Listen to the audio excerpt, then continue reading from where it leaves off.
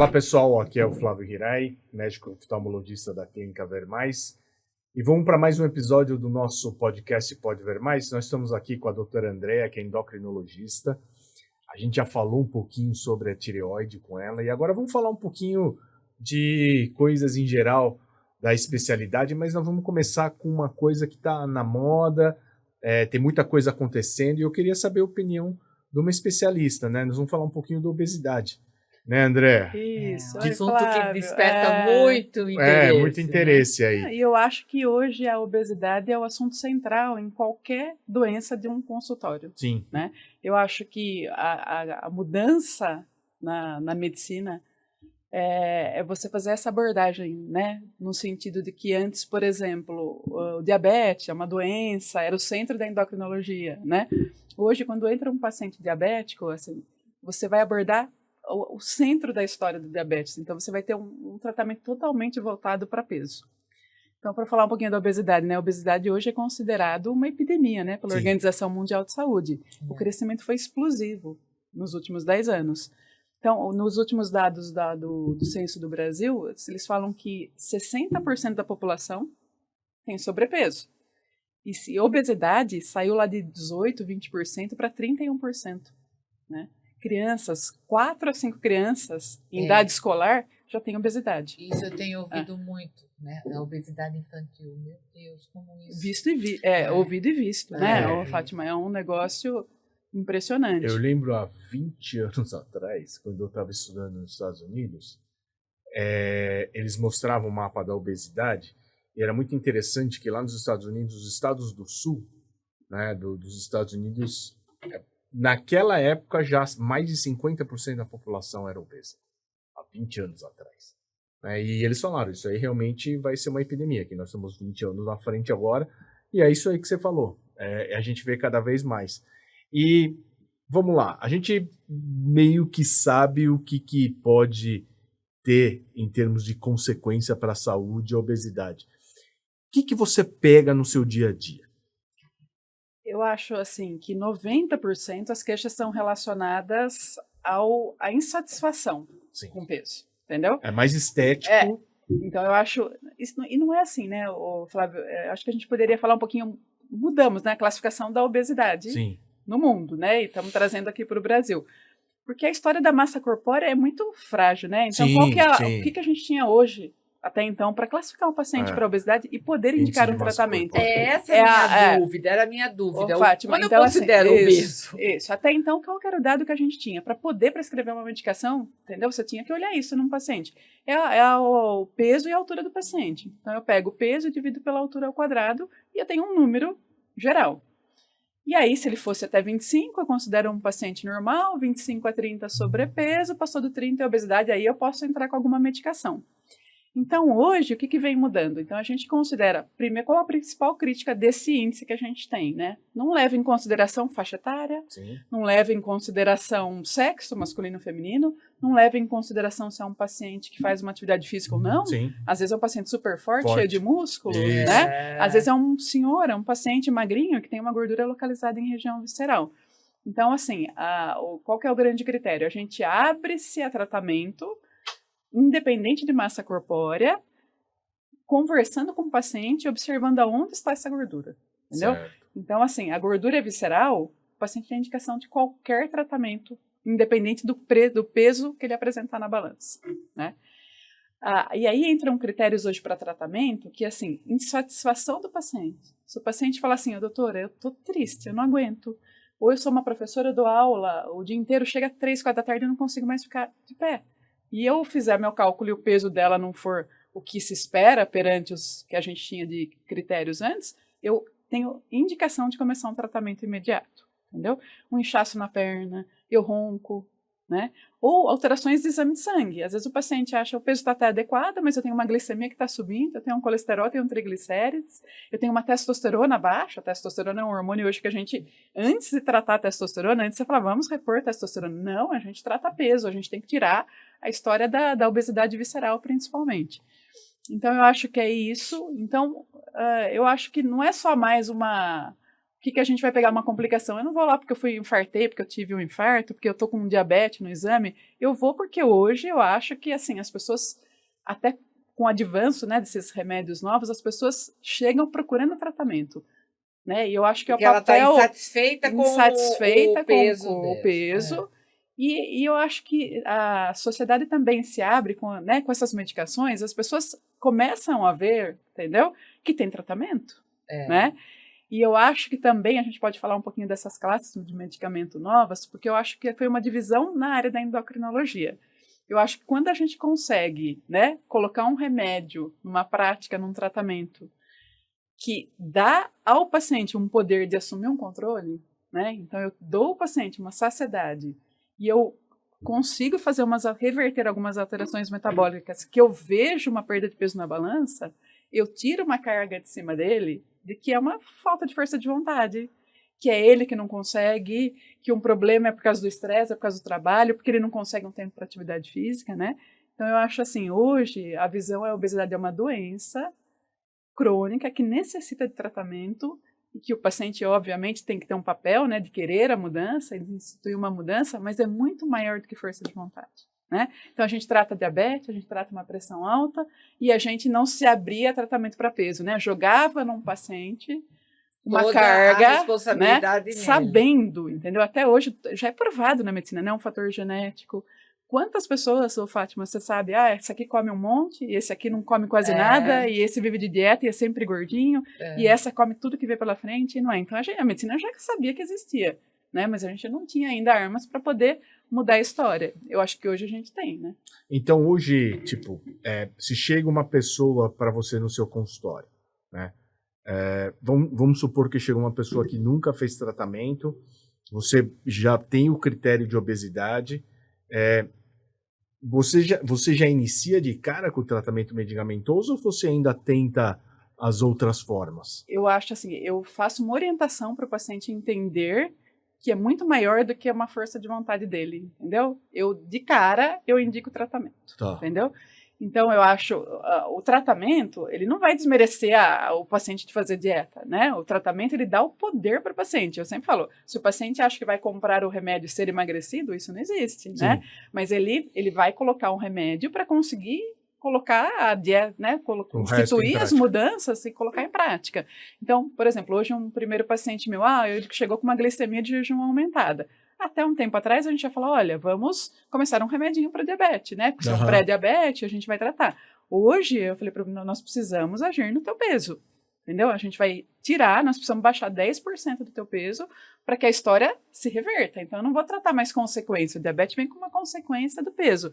A gente vai oferecer um tratamento... O diabetes vem como uma consequência do peso. Um diabetes, uma pressão alta, né? Uma apneia do sono... Quando a gente tem uma imagem de uma gordura em cima do fígado, tudo isso já é uma consequência da obesidade. E na obesidade não vamos falar só de número, né?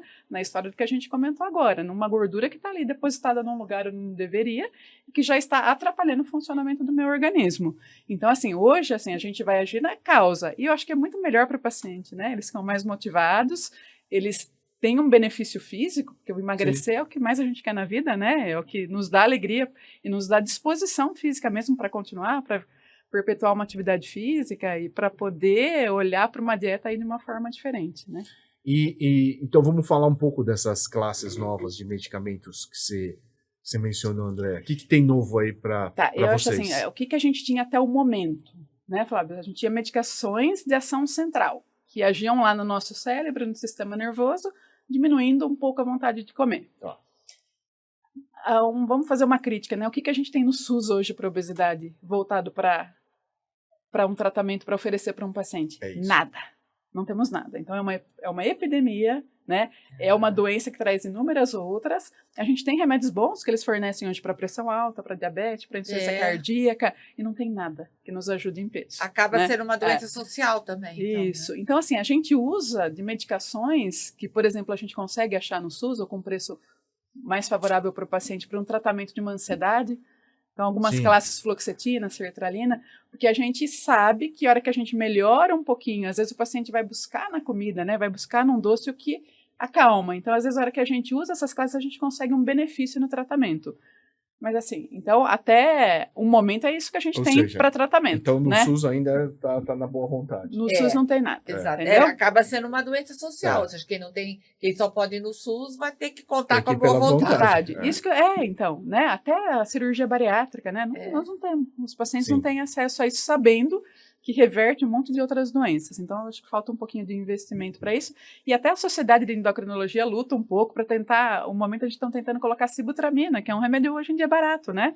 Mas é um saciador, ele aumenta um pouquinho a queima de caloria, o metabolismo, e a gente não consegue, não tem acesso para poder fornecer para os pacientes.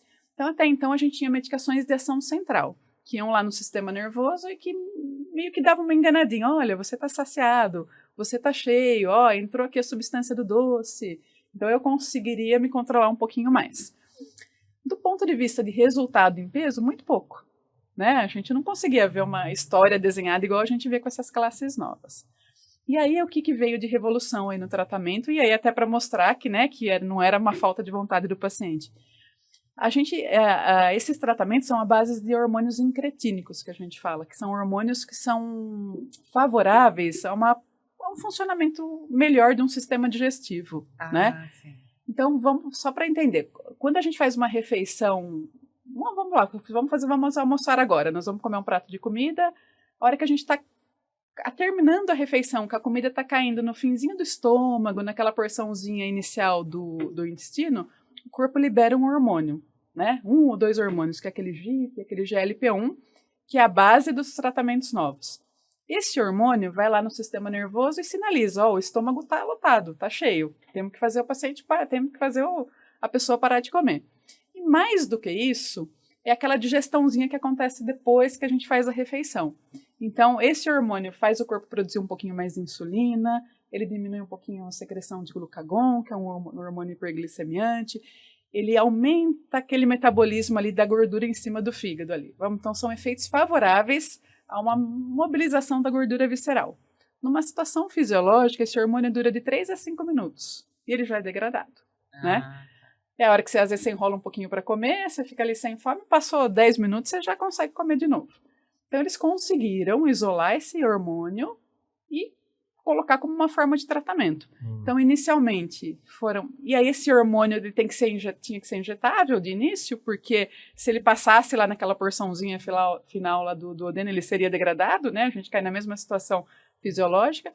Eles conseguiram isolar esse hormônio e aplicar. O paciente aplica uma vezinha no dia.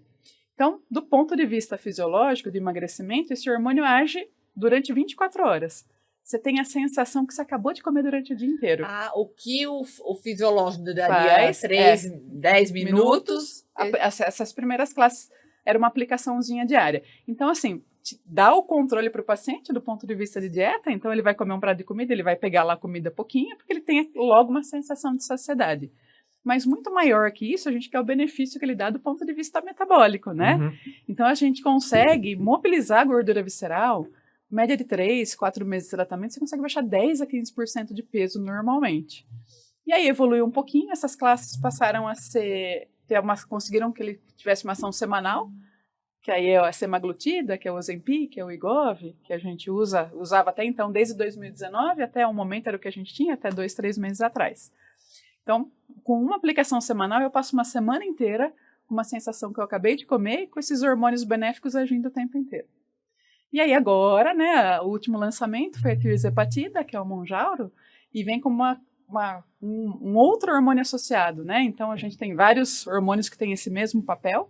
Então são 2 hormônios associados, o GLP-1, que era do Ozempic, e um outro que chama GIP, que potencializa a saciedade e esse emagrecimento, essa perda de peso. E é isso. Então, independente do poder do paciente ter o controle alimentar, os resultados do ponto de vista de exames, quando a gente pega um exame de um paciente que usou 3 meses esse tipo de remédio, a glicemia, colesterol, triglicérides, baixa tudo. E do ponto de vista mesmo comprovado nos estudos deles, você conseguir, né, atingir essa perda de peso, que é rápida, né, pelo que a gente tem numa história de obesidade, né? Você diminui o risco de um evento cardiocirculatório, de um infarto, de um AVC em 26,5%, quase 27%. Nossa, né? É muito interessante ver você explicando, porque porque assim, eu, por exemplo, que não sou da área médica, você ouve, tô tomando Ozempic, não sei o que, você fica, ai meu Deus, mas será que isso não é perigoso? Agora, o jeito que ela explica, como ele age, o que ele é muito interessante. Não, e até para o paciente, né, quando ele vai entender, porque a primeira coisa que a gente tem que tirar de um paciente, eu quero aquela injeção, aquela caneta que me emagrece. E isso, a primeira, né, a gente tira isso já de cara. Não existe nenhuma injeção que te emagreça, né? Ela vai te dar um poder para que, junto com uma dieta, com uma atividade física, você assuma o teu controle, né? Um mês de tratamento adianta? Não adianta. Né? E, teoricamente, outra mudança que vem também no campo da obesidade, né? Antes a gente fazia tratamentos muito temporários. A gente usava uma sibutramina, vamos parar, o máximo que se pode usar, já passamos 6 meses, não é legal, vamos tentar, né? Então, hoje não, essas classes de remédio vêm com a indicação de bula de uso contínuo, entendeu? Da gente usar para o paciente a vida inteira. Então, a pergunta que fica é assim, se um paciente diabético está tomando os seus remédios lá de diabetes e está controlado, se um paciente hipertenso toma 3, 4 remédios de pressão alta e está controlado, alguém tira o remédio? Ninguém tira, né? Não tira, Por que para peso, a hora que um paciente está com controle bom, e que está assumindo, né? Do ponto de vista médico, por que a gente tem que tirar e deixar ele sozinho de novo, né? Se nós provamos que a gente arruma um hormônio dentro do organismo e a coisa acontece, né? A impressão que dá é justamente o que você falou, que não se considera ainda como uma doença crônica, ainda o paciente tem que carregar isso, né? E às vezes os pacientes vão na consulta e falam assim, doutor, mas se eu parar eu não vou engordar de novo? Eu falo, gente, a vida da gente sempre é uma tendência a ganho. Então, com a mesma ingesta de caloria, então se a gente vê curvas de ganho de peso, com a mesma ingesta de caloria, o peso da gente é só ascendente, né? Então, eu acho que se pelo menos, eu falo para um paciente, se a gente conseguir anualmente usar uma classe dessa de remédio, né, e conseguir baixar um pouco de peso, eu reduzo o meu risco de doença para frente nisso aí, em 30% a 40%. Eu tenho um amigo que ele usa o Ozempic, ele tomava 2 remédios para hipertensão, passou a tomar um só. Impressionante. Os pacientes infartam. E assim, abriu-se essa classe de tratamento a remédios que não tinham, a pessoas que não podiam usar. Então, um paciente hipertenso não podia usar nada antes. Um paciente que fazia um tratamento psiquiátrico não podia usar. Você não podia associar um outro remédio num tratamento, já estava, né, um paciente que tinha algum outro remédio em uso. Aí eu estava com um segmento nessa outra especialidade. Então, qualquer pessoa, né, com pouquíssimas exceções aí, se beneficia do uso. E efeito colateral? Muito pouco, né? Então, quando a gente entende qual que é o mecanismo, então os pacientes falam assim, doutor, o que vai acontecer comigo? Eu falo, se a gente entendeu que o mecanismo do remédio é fazer com que o meu organismo pense que eu acabei de comer o dia inteiro, né? O limite da saciedade e de náusea é muito próximo. Eu tá cheio e eu tá... Então, o efeito colateral, normalmente é início de tratamento, e quando a gente faz titulagem com doses pequenas é praticamente nada, é náusea, tá? E uma náusea muito tranquila, né? Eu paro um pouquinho, eu comi um pouco demais, a digestão ficou ruim, eu fiquei com aquilo no organismo o tempo inteiro. Então, são sintomas gástricos, muito leves. E a propaganda do Mounjaro agora, que é a tirzepatida, ele tem receptor antiemético no sistema nervoso, né? Então, fora a saciedade gástrica que ele tem, esse efeito, né, favorável do ponto de vista metabólico, ele tem uma ação hipotalâmica, com uma sensação boa que o paciente comeu, e ação antiemética, que é praticamente nada de náusea. Seguindo, né, as recomendações certinhas, começando com dose menor e o segundo mês com dose maior. Isso é tudo injetável? Tudo injetável. E a pessoa mesmo injetável, e a gente fala muito, se a pessoa compra na farmácia, a caneta é feita para uma pessoa muito simples, né, de usar. A do tirzepatida agora é uma canetinha descartável. Você encosta no subcutâneo, apertou e descarta a caneta. 1 por semana, você vai fazer essa aplicação semanal. Entendi. Muito legal. Muito. Assim, agora, a única coisa que eu vejo, pelo menos, é um remédio caro, né? Isso que eu ia falar, assim, então quando se fala, né, a gente vai lá e aprende, vamos deixar o paciente tratado a vida inteira. É o sonho do paciente, né? Eles falam, será que eu preciso parar? Eu posso continuar um pouco mais? Mas a gente esbarra na limitação financeira. Sim. Então é caríssimo, né? Hoje, por exemplo, a tirzepatida é 1.770, mais ou menos 1 mês de tratamento. Então, eu acho que, assim, o que eu sempre falo para o paciente, 1 mês eu não vou conseguir te dar benefício, mas se a gente usar 3, 6 meses e conseguir uma porcentagem de peso, é muito mais fácil para o paciente seguir sozinho, sem o remédio, ou aí a gente coloca alguma outra classe de remédio um pouco mais, né, fácil aí do ponto de vista econômico de ser adquirida e que consiga fazer o paciente manter um pouco o peso. Vai ter reganho de peso? Vai ter reganho de peso, gente. Não tanto, né, mas a luta vai ser eterna. E aí passou um pouquinho de tempo, tivemos reganho, a gente pode usar novamente, né? Não tem jeito, né? Tudo que é novo, em termos de medicamento, tecnologia, a gente tem esse custo, pelo menos inicial, né? Com o tempo, tende a ir diminuindo um pouquinho, né? Mas em todas as especialidades. Né? Mas assim, o acesso da população, né? É pouquíssima parcela da população que tem acesso, né? Ao tratamento. Exatamente. Esse é o pior. Ele é realmente caro. Bom, obrigado, André. Obrigado pela sua participação. Adorei. Quero falar para o pessoal aí seguir a Clínica Vermais no Facebook e no Instagram, tá? Clínica Vermais. E no portal JJ, no Instagram do JJ, tem esse episódio e todos os outros. E a Andréa vai deixar novamente aqui o contato dela no Instagram. Então, o meu contato é Andrea_Tonelli. Tá? É o meu nome, Andrea Tonelli. É isso aí, pessoal. Então, sigam todos nós aqui, tá bom? Eu vou dar uma canja para a Fátima, porque hoje ela foi boazinha comigo. A Fátima tem um podcast que chama Temperos de Cinema. Então, para quem gosta de filme, assiste a Fátima lá também no Temperos de Cinema, que é muito divertido, muito legal, e ela faz as revisões aí dos filmes aí. É filme que não entra muito na minha cabeça, mas segue aí, pessoal, tá bom? Cinema faz bem para a saúde. Faz bem para a saúde, tá bom? A gente vai fazer um podcast de cinema e saúde também. A gente podia fazer um desse, hein, Fátima? Vamos fazer, vamos. Então, tá bom? Obrigado, pessoal. Obrigada. Até a próxima.